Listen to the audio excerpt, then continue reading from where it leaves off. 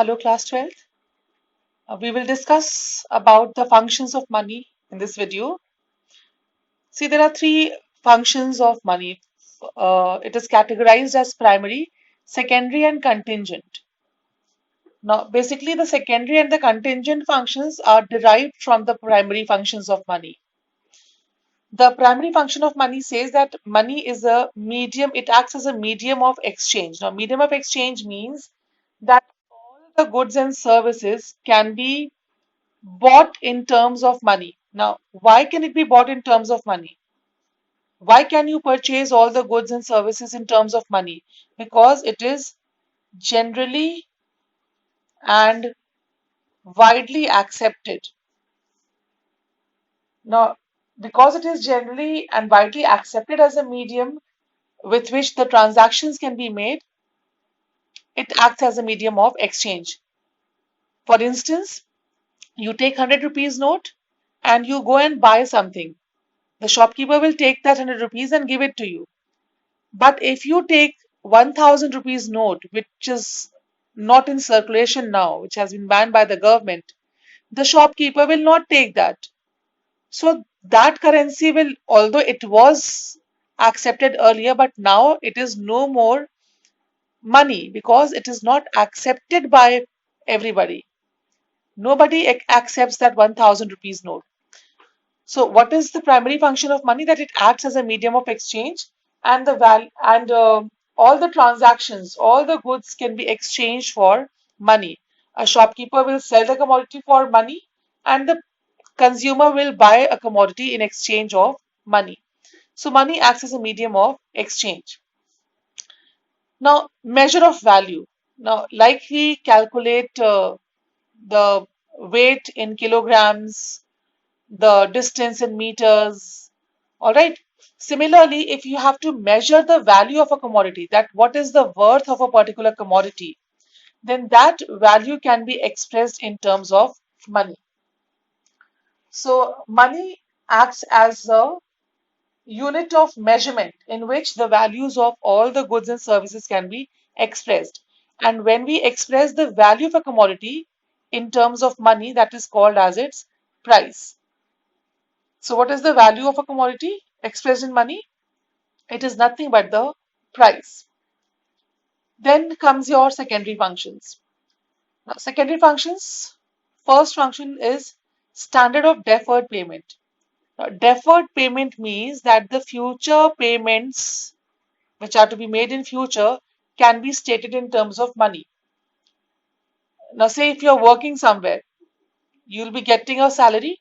So that salary is expressed in terms of money. We have to pay tax, interest, tax, all these things can be uh, expressed in terms of money. The payments which are to be made in future can be expressed in terms of money. For example, your rent, interest, salaries, pensions, right? All these things, when do you get? You get in some future, next month. Say if somebody is getting a pension, the pension is due next month. But that can be expressed in terms of money that yes, you will get, say, 10,000 or 20,000 pension in the next month salary. When you work, then you receive the salaries. So, but you know that yes, I will get, say, 50,000 or 1 lakh salary after or at the end of this month. So, all the future uh, transactions which involve payment of money can be expressed in terms of money. So, this is what is meant by standard of deferred payment. Now, the second function, that is the secondary function, is store of value. Store of value means that people can keep their wealth in the form of money. In the barter system, there were commodities which were difficult to store because they were perishable in nature.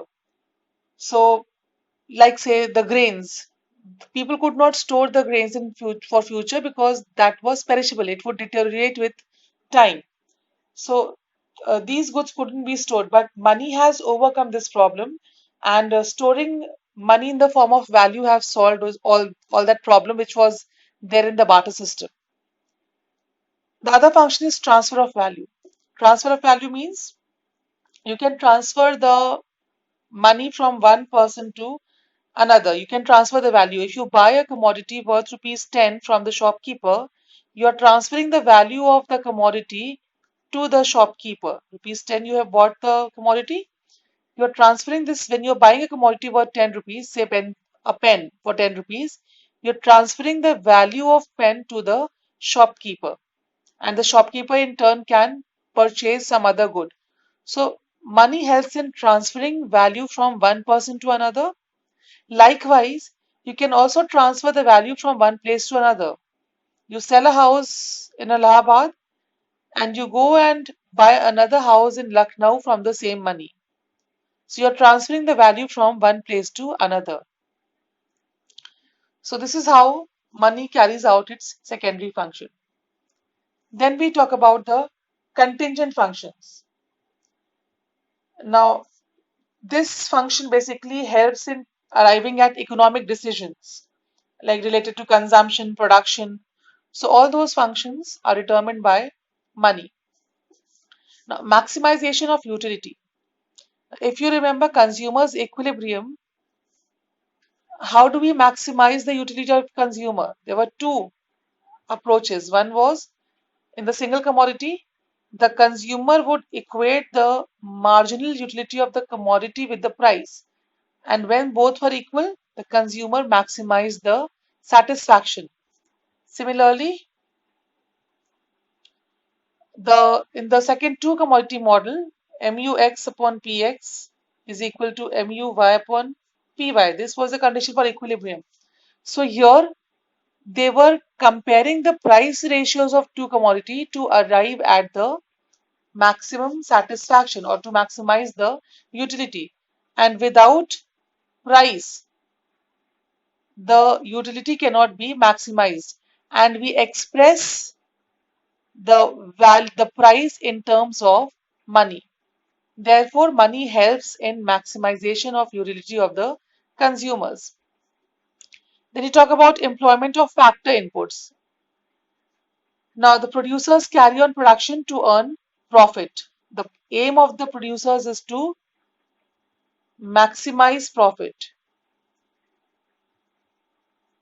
Now, for that, for maximizing profit, the producers compare the marginal productivity of the labor or of any factor of production. Marginal productivity. You must remember this word.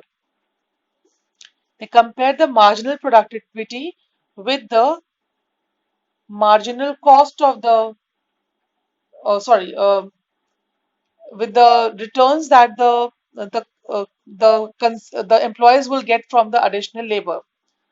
So if the employee is able to give you, say for instance, you're paying rupees 100 to the labor, and the 100 labor is giving you an output of rupees 2000. So you will keep the labor. If the same labor is giving you an output of 500 units, you will still keep the labor because it is giving you the output of worth 500 rupees. But if the same labor is giving you output worth rupees 80, you will not want to keep this labor because this labor is giving you lesser revenue as compared to what you are paying. So the producers compare the marginal productivity of the factors with their price, the money that they are paying for that particular factor. So this is how they come at, or this is how the producers decide whether to employ an additional factor for production or not to employ the production factor. Then comes distribution of national income. Now we know what is national income. National income is the value of all final goods and services. All final goods and services. Now, we cannot distribute these goods and services to the factors of production. So, how do we make payment to the various factors of production? We make the payments to the factors of production in the form of money. Therefore, money helps in the distribution of national income.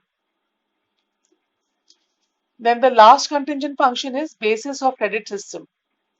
Now, what are the various credit instruments? Credit means loan, the payment that you will make in future. So it could be done with the help of checks.